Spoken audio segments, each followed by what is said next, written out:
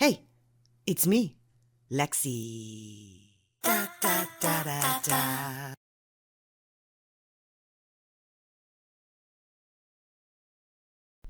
Hello, fellow creatives.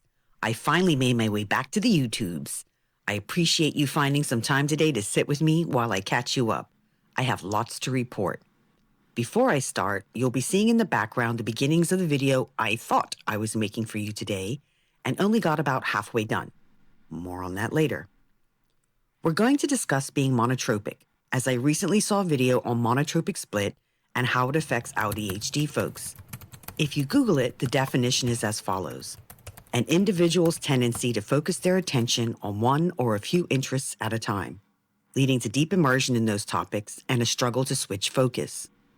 I believe we've called it hyperfocus for a while, but I guess this is the correct name. Now, I don't like labels. I've lived my whole life not even knowing that any of them even apply to me. I was the top of my class, and when I was in the US, was even accepted into the TAG program. My brother has ADHD, and it's only now, decades later, we've learned that females were ignored during all of this discovery because we tend to present differently. You know, the hyperfocus and such. Growing up, we also started to hear more about autism, and again, I'd never have classified myself as such, as at the time we were shown it was generally nonverbal folks in movies like Rain Man. High-functioning autism was not discussed at all. To be clear, I have not officially been diagnosed. I've just seen and read a lot and laughed a lot too, as I see where some of my weird tendencies come from. However, I don't care for an official diagnosis because I don't plan to medicate. I find that by learning these things about myself, it's been more about me managing myself and being gentler to myself than for any other reason. I personally don't think I have a problem, and I think I have a number of superpowers and I embrace them. Only when I speak to close friends do I discuss that I'm neurodivergent and seem to be ADHD. I don't like labels, and I don't want to use them as an excuse, but as an explanation, if that makes sense. I also appreciate it's even more obvious now as I got to menopause, and that is why it's now showing up abundantly for so many women. The hormone shift has triggered something, and many of who actually thought we were super organized multitaskers have fallen apart. Back to our topic. Being monotropic does have its challenges. As the gentleman in the video said, society expects us to spread ourselves over many things, and for me, I can only focus on one to a few things at once. Those few things I am able to focus on very well and get a lot done. I've read where folks with hyperfocus can accomplish in one day what it takes others to do in 1 month. I believe it. I've done that. I never thought it was a big deal. Also, what I used to see as ADD paralysis, I realize is a call for me to limit my expectations of how many tasks I can expect to manage at once. Having said that, sometimes I wonder if it's a toss-up between paralysis and executive dysfunction. So ironically, doing this channel has been on and off for me as it's fallen into that paralysis dysfunction category. However, starting this channel was also about me working through my challenges, and I'm learning more and more as to why I even have any challenges. And thus, this channel is doing what I set out for it to do, which is to heal my procrastination and my multitasking mania. So I was actually on a great roll at the end of the third quarter of 2025 and was going to have a single project from start to finish in this video. To explain what you're seeing, I decided to take a small wall hanging project and make it into a full-sized quilt. The star blocks were all hand appliqued. I started with blanket stitch, and I went through all the trouble, as you might have seen in the video, of marking all the stitches out evenly, etc. But I struggled with every other block, so I went back to traditional applique. And I used the Ami Sims method called invisible applique, if you're wondering. The star blocks are as far as I got. I also did the square blocks, which you'll see later.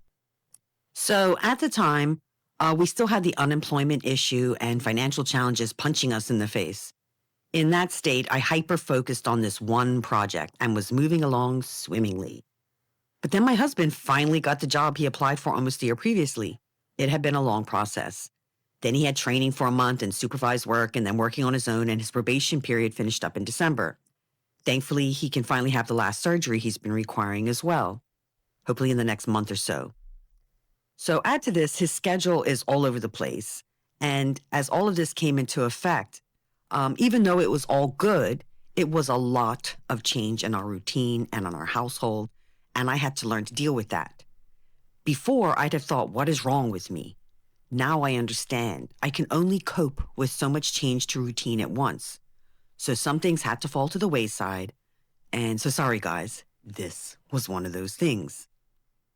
At that time, I'd been soul searching as to where I was going with my artistic pursuits and as a career in general. And I've come up with a few prospects, all falling into similar categories. I am learning and doing, and for now, I'm doing my best to not make any long-term plans, as I want to see where the chips may fall. I know some may think that's a foolhardy way to live, but right now, I need to know before I spend more money or time or effort on any one thing that it is definitely the direction I want to go in. That is a challenge for someone who's constantly pulling in one direction and then look at the kitty. I have a whole aesthetic plan for what I want to do. I love making complicated and beautiful things. I have been educating myself on tailoring, on embroidery digitization, and also on refamiliarizing myself with making rhinestone templates. I've limited myself to textiles when I create. I hate to even use the word limit, as it's a vast world and definitely not going to fence me in. While preparing this video, an opportunity presented itself to me. I have been debating offering memory quilts as a service locally. However, I had nothing to show as to what they would look like.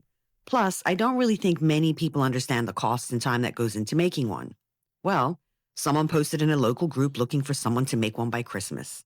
And I offered myself up. They definitely didn't know how much something like this should cost. However, I told her after hearing her story and as to why she wanted it made, that I'd love to do it for what she could afford and the rest is my gift. You will start seeing images from that project about right now. So that person posted the finished project in a local group, and I've been contacted to create another one. Honestly, doing the one told me it wasn't something I loved doing, as the materials are mainly knit and very small and an actual nightmare to deal with. However, as we could use the funds, I told her yes. We haven't been in contact since, so if and when that comes to fruition, I'll share that with you. So between finishing that quilt and the myriad of other projects I started and not finished, and educating myself on the things I need to know and accomplish to go in the direction I would like, and getting adjusted to my husband's new erratic schedule, I hope you guys can understand why I've not been as present as I'd like. To be sure, I need to also throw in the holiday flu made its rounds to our house. That had been the final delaying factor in releasing this video, as I had everything ready but couldn't do the voiceover due to continued coughing for a couple of weeks, especially when talking for prolonged periods, which this most definitely is. However, the more I'm understanding about me and how I function, the closer we are getting to me having more videos more often. This one was getting longer and longer, and I had things going on, and knew if I didn't get this done, it would be an hour long. I actually edited what I was going to say at least 5 times because I actually thought I needed to catch you up on everything I've been up to. Be glad this came out later and is now much shorter. I would really love to do just one video a week, which is the norm for many. If I get something done, I share it. If I get nothing done, I just talk and somehow fill in the screen with pictures. I think if I can manage to actually get into a routine of one a week, it will push me to get even more accomplished. The day I planned this video, well, to really get this video started so I could get it out, this post showed up in my feed, and I feel like I have to share it as it summarizes everything so well. Don't laugh at the date on it now. It was around this time that things fell apart for me mentally. Feel free to pause the video to read it. I believe that those of us who struggle to start or finish things, let alone focus, need to really have some serious talks with ourselves and figure out what we truly do enjoy. You must start with the passion, and then the rest will actually start to fall into place.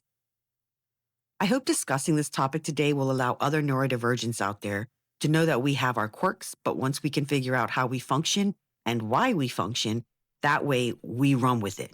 Don't try to fix it or change it. You are the way you are. To function at our highest levels, we must first be honest with ourselves and our capabilities, as well as our barriers. Until that is addressed, you will keep your mind busy with projects, but won't actually execute anything. I know I deserved to be able to do things that I envisioned, and you do too. I think where I trip and fall is that I behave mostly monotropic, but that ADD kicks in and I need a change of pace, and then I fly in a totally different direction until the same things happen again. As everything I'm working on is textile related, even though I'm moving in seemingly a bunch of different directions, I'm actually focused on sewing for the most part, and the supporting characters are the fabric design and embellishment. I feel that by narrowing down my gazillion interests to work in these parameters is also allowing the monotropic tendencies I have to flourish, but also allowing me enough diversity to not get bored and feel like I need to fly back into, say, paper crafting or painting. I can still stop in papercraft on an odd day if I want. And doing fabric design as well as the embroidery or quilt designs is allowing me to paint, but with different mediums. This is currently what has been working for me for actually an extended period of time, so I feel like I'm getting on the right track. Now, I would like a little feedback. Some of the footage, the second half, I got a pair of inexpensive glasses that actually have the camera in them that allow you to film for longer periods than, say, the expensive Facebook Meta glasses. And the quality is a little bit iffy, but if you could just tell me what you think of the quality, because they allowed me to just film, like do and film, because I just wore the glasses, actual point of view. So any feedback would be great because I'm feeling the quality isn't that great, but I just loved using them. And if I really want to get more videos out more often, I would really need to use something like that. So before we go, if you have any questions on the actual projects I showed today, feel free to ask in the comments, and I will answer you with possibly more than you wanted to know. If you've made it this far, thank you. I'd appreciate if you can hit that thumbs up, and if my chaotic posting and creative process resonates with you, please consider subscribing.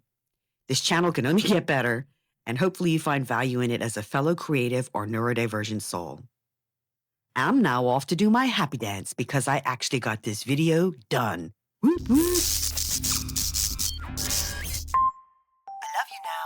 Bye-bye.